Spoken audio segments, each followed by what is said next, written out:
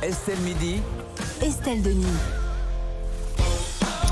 Nous sommes vendredi, vous êtes dans Estelle Midi et vous le savez, le vendredi on parle mariage, succession, donation, divorce, achat immobilier, on parle notaire, c'est le rendez-vous des notaires justement, c'est parti.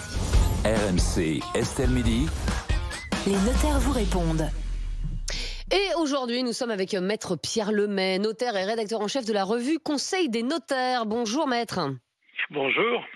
Alors Maître, on va parler de succession avec une question épineuse aujourd'hui. C'est une question que nous a posée Gérard, 59 ans, qui nous a écrit à l'adresse notaire-pour-vous@rmc.fr. Gérard qui nous dit « Bonjour, j'ai un enfant issu d'un premier mariage qui ne me parle plus depuis que je me suis remariée. Et puis, j'ai eu des jumeaux avec ma nouvelle épouse. Puis-je donner un peu d'argent à mes jumeaux, mais pas à mon premier enfant? Et comment ?» La question de Gérard, tout simplement, c'est « Peut-il déshériter un enfant ?» Alors, la première chose, c'est qu'il dit je veux donner un peu d'argent. Alors, c'est un peu aussi, selon l'importance de sa donation, on peut peut-être parfois considérer que c'est un présent d'usage à partir du moment où il ne se dépouille pas vraiment. Dans le cas contraire, on est en face d'un don. Et dans ce cas-là, il peut avantager ses jumeaux, mais dans une certaine limite. Et cette limite, on ne la connaîtra qu'au jour de son décès. En tout, il a 3 enfants et il a donc la possibilité d'avantager qui il veut, donc ses jumeaux en l'occurrence, à concurrence d'un quart de ses biens.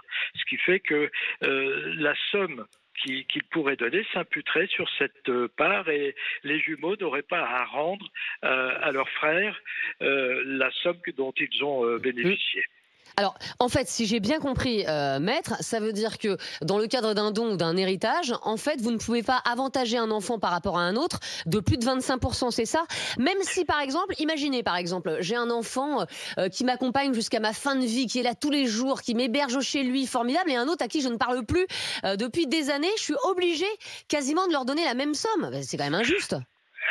Non, vous n'êtes pas obligé de donner la même somme puisque vous pouvez varier compte tenu de l'existence de cette quantité disponible.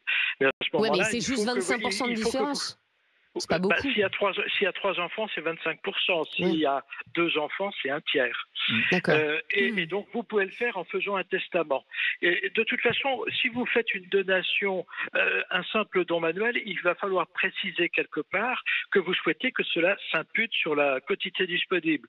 Alors, 2 possibilités. Soit vous passez devant un notaire qui va vous faire le contrat qui va bien et qui va démontrer que vous avez voulu avantager les 2 enfants. Soit vous faites un testament pour préciser que les dons que vous avez pu faire, ces dons étaient faits pour avantager les enfants en plus de leur part normale. Mais Maître, ça veut dire clairement, par exemple, un parent qui n'aurait pas vu son enfant depuis 45 ans, qui n'aurait pas de nouvelles, rien, ne peut pas le déshériter s'il le souhaite. C'est impossible, ça. Non, c'est pas possible. C'est pas possible. Il doit hériter d'un minimum, et ça remonte à nos grands principes révolutionnaires, où tout le monde a droit à quelque chose dans la succession de ses parents. Et est-ce qu'on peut donner plus à quelqu'un hors famille, par exemple, qu'un de ses enfants? Oui, toujours dans la limite de cette quantité disponible. J'ai 3 enfants, je peux donner un quart de mes biens à qui je veux, ce qui peut être à mon conjoint, puisque là, Gérard s'est remarié. La question se pose également peut-être de faire quelque chose au profit de sa nouvelle épouse. Eh ben merci beaucoup, Maître Pierre Lemay. En tout cas, on aura appris plein de choses grâce à vous. Aujourd'hui, dans les notaires, vous répondre tout autant.